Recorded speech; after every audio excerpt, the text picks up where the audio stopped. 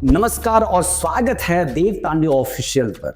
मेरा नाम देव है, जहां हम परमेश्वर के वचन की गहराई से खोज करते हैं। आज हम एक बेहद जरूरी और चर्चित सवाल का सामना करेंगे। क्या प्रेरिताई की सेवा आज भी कायम है? क्या यह आत्मिक वरदान आज भी मौजूद है? चलिए बाइबल और इतिहास की रोशनी में इस विषय को समझते हैं।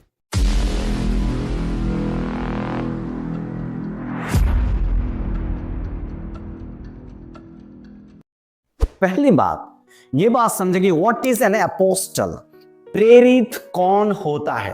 बाइबल में प्रेरित यानी कि अपोस्टल शब्द का जो ग्रीक शब्द है वो है अपोस्टलस, जिसका मतलब है भेजा गया व्यक्ति, someone who is sent। Bible में प्रेरितों को दो श्रेणियों में देखा जा सकता है।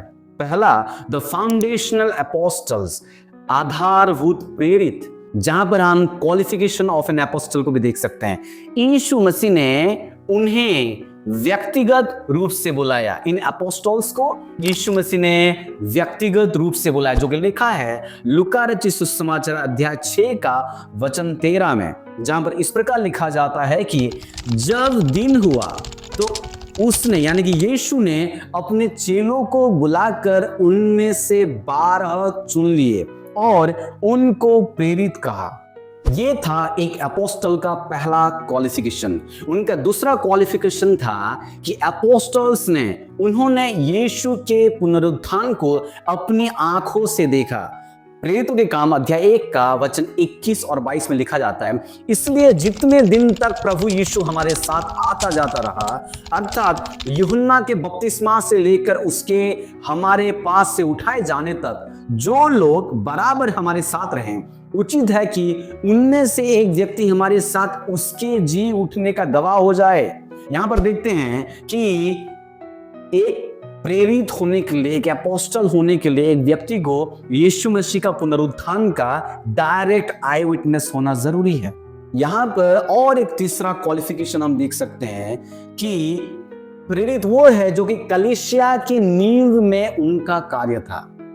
इस फाउंडेशनल अपोस्टलशिप में हम देखते हैं कि कलीसिया की नींव में प्रेरितों का कार्य था। यानी कि अगर हम देखेंगे इफिसियों का पत्र अध्याय 2 का वचन 20, जहां पर लिखा है, और कलीसिया की नींव प्रेरितों और भविष्यवक्ताओं पर रखी गई है और मसीह यीशु आप ही उसका मुख्य कोना पत्थर है। उदाहरण पत्रस, याकूब, यूहन्ना और पौलुस, जो कि लिखा है पहला कुरिन्थियों की पत्री अध्याय 15 का वचन 8 से 9 में।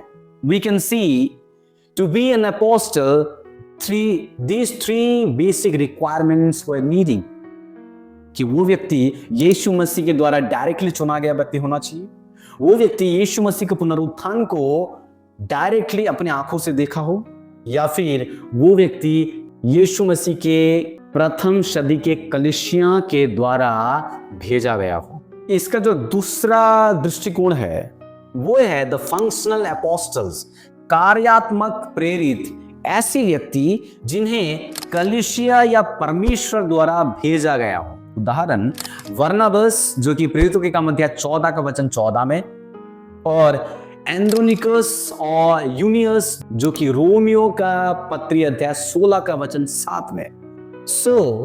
प्रेरिताई एक तरफ एक बार की नींव डालने वाला कार्य था और दूसरी तरफ ये एक सेवकाई का कार्य भी रहा है जो भेजे जाने से जुड़ा है। इस प्रकार से हम बाइबल की प्रेरिताई को दो श्रेणी में देख सकते हैं, एक है फाउंडेशनल अपोस्टलशिप और दूसरा है फंक्शनल अपोस्टलशिप। हम अभी ये भी देख सकते हैं कि ऐतिहासिक दृष्टिकोण से अपोस्टलशिप या प्रेरिताई का सेवकाई को कैसे मान्यता दिया गया है। What is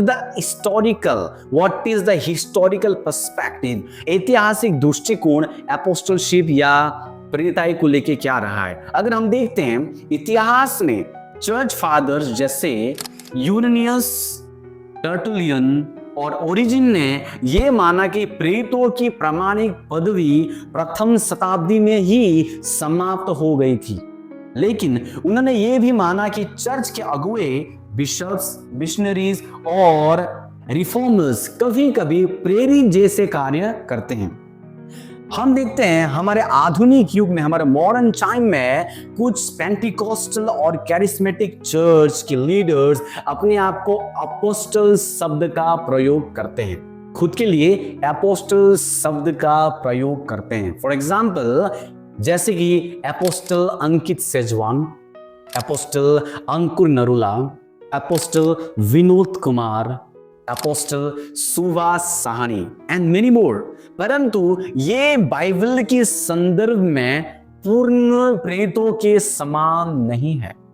Because if we see the requirement or the qualification of an apostle according to the Bible, Bible के अनुसार अगर हम एक प्रेरित के क्वालिफिकेशन को देखते हैं, वर्तमान समय में कोई भी व्यक्ति उस रिक्वायरमेंट्स को, उन क्वालिफिकेशंस को पूरा नहीं कर सकते हैं। परमेश्वर की कलीसिया होने के नाते आज हमें फॉल्स अपोस्टल्स को डिशंग करने की आवश्यकता है, झूठे प्रेरितों को पहचानने की आवश्यकता है, क्योंकि परमेश्वर का वचन हमें सावधान करता है कि झूठे प्रेरित भी होंगे। अगर हम देखते हैं दूसरा कुरिन्थियों का पत्री अध्याय 11 का वचन 13 में, जहां लिखा गया है, ऐसे लोग झूठे प्रेरित हैं, छल से काम करने वाले, जो मसीह के प्रेरित होने का ढोंग करते हैं। इसलिए आज यदि कोई व्यक्ति प्रेरित कहलाता है तो उसके जीवन, कार्य और वचन को बाइबल की कसौटी पर परखा जाना चाहिए, जो कि हम देख सकते हैं प्रेरितों के काम अध्याय 17 का वचन 11 में। कोई भी अपने आप को बाइबल के लेखकों के समान या उनसे ऊपर घोषित नहीं कर सकता। हम बाइबल के अनुसार आज हमें डिस्कशन करने की आवश्यकता है, आज हमें पहचानने की आवश्यकता है कि सच में हमारे युग में, हमारे समय में अपोस्टल्स हैं। Are there really apostles in our time? तो इसका मतलब क्या है? तो क्या प्रेरिताई की पदवी समाप्त हो गई है? Has the office ceased? कुछ लोग मानते हैं कि प्रेरितों की पदवी केवल पहले चर्च युग तक ही सीमित थी। इसके पीछे दो मुख्य कारण हैं। ऐसा मानने के पीछे जो पहला कारण है वो है the foundation was laid once. नींव एक ही बार डाली जाती है।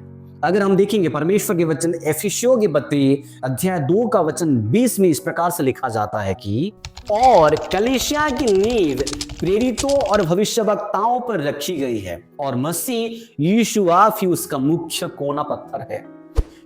नींव बार बार नहीं डाली जाती। यीशु ने प्रेरितों के माध्यम से ये कार्य पूरा किया। इसीलिए कई सारे लोग मानते हैं कि वर्तमान के समय में एपोस्टलिक मिनिस्ट्री एग्जिस्ट नहीं करता। ऐसे सोचने के पीछे जो दूसरा कारण है वो ये है that the apostolic qualifications, ये जो प्रेरित बनने की योग्यताएं हैं, वो वर्तमान के समय में शायद कोई पूरा नहीं करता। जैसे कि पौलुस पहला कुरिन्थियों की पत्री अध्याय 9 का वचन 1 में लिखते हैं, क्या मैं स्वतंत्र नहीं? क्या मैं प्रेरित नहीं? क्या मैंने हमारे प्रभु यीशु को नहीं देखा? आज कोई भी व्यक्ति मसीह के शारीरिक पुनरुत्थान का प्रत्यक्ष साक्षी नहीं है और न ही यीशु द्वारा डायरेक्टली भेजे गए हैं। अतः मूल प्रेरितों जैसे पदवी आज मौजूद नहीं बोल के कई लोगों का मानना है। अगर हम एक प्रेरित होने के लिए जो रिक्वायरमेंट, जो क्वालिफिकेशन चाहिए, उस चीज के आधार पर देखिए तो इस वीडियो में अगर हम देखते हैं बिब्लिकली और हिस्टोरिकली, तो आज के जमाने में ऐसे कोई भी व्यक्ति नहीं है जो कि एक एपोस्टल होने के क्वालिफिकेशन को पूरा कर सके। हेंस वर्तमान के युग में अगर कोई व्यक्ति अपने आप को एपोस्टल टाइटल देता है तो वो कहां तक जायज है, हम सोच सकते हैं और विचार कर सकते हैं अपने बाइबल के अनुसार और हिस्टोरिकल एविडेंस के अनुसार। कृपया अपने सवाल और विचार कमेंट में लिखें।